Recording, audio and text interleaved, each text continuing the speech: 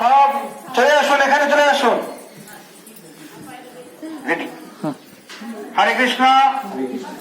এই মুহূর্তে আমরা ভগবানের একটি সুন্দর ধামে এসে উপনীত হয়েছি।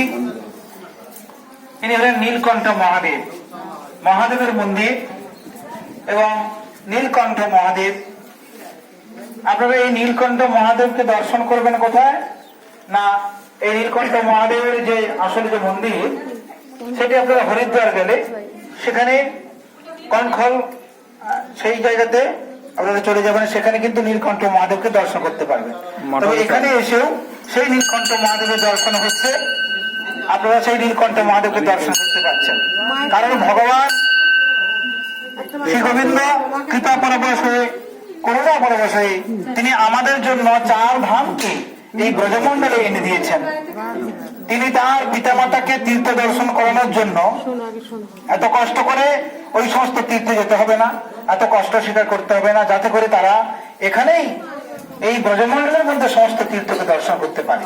তার জন্য 4টা ধামকে এনে দিয়েছেন। এর মধ্যে এই হরিদ্বারে গেলে আমরা এই নীলকণ্ঠ মহাদেবকে দেখি, সেই নীলকণ্ঠ মহাদেব এখানে আছে। এখানে আমাদের একটু পরে ওইদিকে আমরা দেখতে পারবো লক্ষ্মণঝুলা, গঙ্গোত্রী, যমুনোত্রী, ওইদিকে আমরা কেদারনাথ, বদ্রীনাথে যাবো। এই যে 4 ধাম, এই 4 ধাম যাত্রা খুবই পূর্ণজনক। তা আমরা 4 ধাম যাত্রা ব্রজমণ্ডলে এসে সম্পূর্ণ করতে পেরেছি। আমাদের আলাদা করে 4 ধাম যেতে হয় না। এই জন্য আমি আগেও বলেছি, এখনো বলছি, এই ব্রজমণ্ডলে আসাটা বা এই ব্রজমণ্ডলে আসার জন্য যে আমরা পরিকল্পনা নিয়েছি, এটা আমাদের জীবনের বিরাট সৌভাগ্য। সমস্ত তীর্থ দর্শনের ফল কিন্তু আমরা এখান থেকে প্রাপ্ত করব। তাই বলে নীলকণ্ঠ মহাদেব কি, লক্ষ্মণঝুলা কি, আমরা লক্ষ্মণঝুলা এখন দর্শন করবো, গঙ্গোত্রী, যমুনোত্রী দর্শন করবো। মন্ত্রের ফলে আস্তে আস্তে সমুদ্র মন্ত্রের ফলে যে বিষ উঠেছিল, সেই বিষ মহাদেব পান করেছিলেন, কিন্তু মহাদেব সেই বিষ গলের মধ্যে, কণ্ঠের মধ্যে আমি দেখছি কারো শোনার ইচ্ছা নেই। এরপর থেকে আমি কিন্তু আর বলবো না, দর্শন শুধু হবে, আমি বলবো না, বলা বন্ধ করে দেবো। কারণ শোনার ইচ্ছা যেহেতু কারো নেই। সব ঘন্টা বাজারে কি পূর্ণ হয় নাকি? আমরা বলুন তো, কোথায় লেখা আছে ঘন্টা বাজারে পূর্ণ হয়? লক্ষ্মণঝুলা দেখছি, গঙ্গোত্রী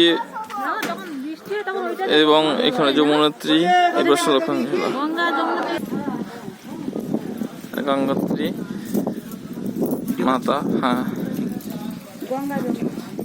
আর এখানে যমুনোত্রী দর্শন হলো। আমরা বৃন্দাবনে এসে এখানে হয়ে যায়, বাইরে কারো যাওয়ার দরকার নেই, এটি ভগবান কৃপা করে